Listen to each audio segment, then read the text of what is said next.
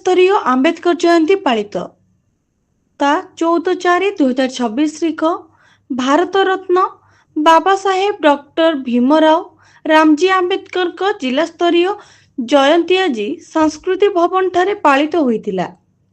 अतिरिक्त जिलापाल प्रशासन शरद चंद्र बेहेरा एथिरे मुख्य अतिथि भावे जोगदेई संविधान प्रणेता डॉक्टर आंबेडकर चिरस्मरणीय बोली कहिथिले।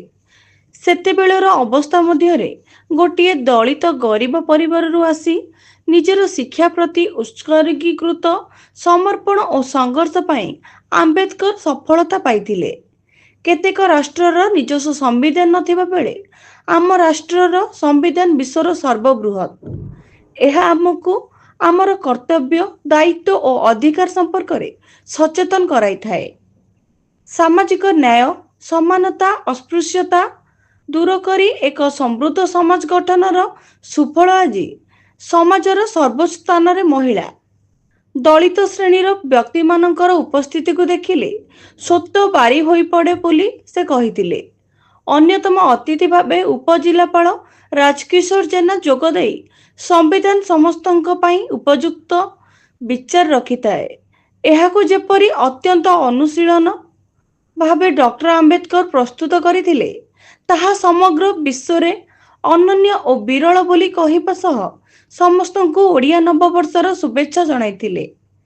जिला मंगल अधिकारी ममता राणी परिडा सामाजिक व्यवस्था को सुदृढ़ करी दलित भिन्नक्षम महिला इत्यादि को सामाजिक न्याय प्रदान और आईन रे उपयुक्त व्यवस्था डॉक्टर आंबेडकर का सबुठारु बड़ उपलब्धि रहितिबा बोली से कहिथिले। सूचना और लोक संपर्क उपनिर्देशक संतोष कुमार सेठी एथिरे अध्यक्षता करिबा सह आंबेडकर केवल आम संविधान प्रणेता नुहति, से आम जातीय चेतना आईन और अधिकारर सुरक्षा एवं समानतार प्रतीक बोली से कहिथिले। पूर्वरु अनुष्ठित सरकार कर्मचारी मानक मध्यरे प्रशासनिक भाषा ज्ञान और शिक्षानुष्ठानर छात्र छात्री मानक मध्यरे होइथिबा विभिन्न प्रतियोगितार कृति प्रतियोगिता को अतिथि माने पुरस्कृत करथिले। शेषरे जिला संस्कृति अधिकारी हेमंत बेहेरा धन्यवाद अर्पण करथिले। आज जेहेतु ओडिया नववर्षर पणा संक्रांति तेणु समस्तंकु पारंपरिक पणा बंटन करा जायतिला।